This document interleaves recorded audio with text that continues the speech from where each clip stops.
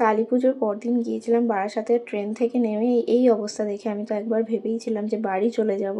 তো তারপর ভাবলাম যে কেন বাড়ি যাব, এসছি যখন কয়েকটা ঠাকুর দেখেই যাই। তো স্টেশনের পাশেই যেই ঠাকুরটা ছিল তো ওটা দেখার জন্যই আমরা এখন যাচ্ছি। তো এমনি দিন মানে নর্মাল ডেজে যেরকম এই রাস্তা দিয়ে যেতে 5 মিনিটও হয়তো সময় লাগে না, কিন্তু এই দিন এত ভিড় ছিল যে 40-45 মিনিট লেগে গেছিলো। তো ওটা দেখার পর গিয়েছিলাম পাইওনিয়ারের মাইশর প্যালেস।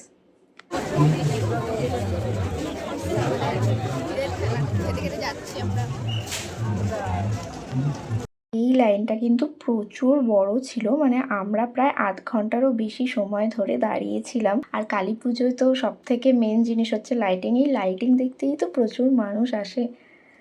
আর কালী পুজো মানেই তো বারাসাত আর মধ্যমগ্রাম বেস্ট, এটা আমরা সবাই জানি। এখন আমরা প্রবেশ করছি মাইশর প্যালেসে। আর এত ভিড় কেন হবে না, মানে এত সুন্দর সুন্দর প্যান্ডেল করেছে বারাসাতে, ভিড় তো হতেই হবে।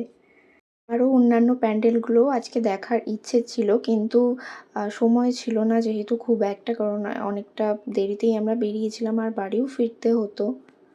তার জন্য এই দিন আমরা এই দুটো প্যান্ডেলই দেখতে পেরেছি।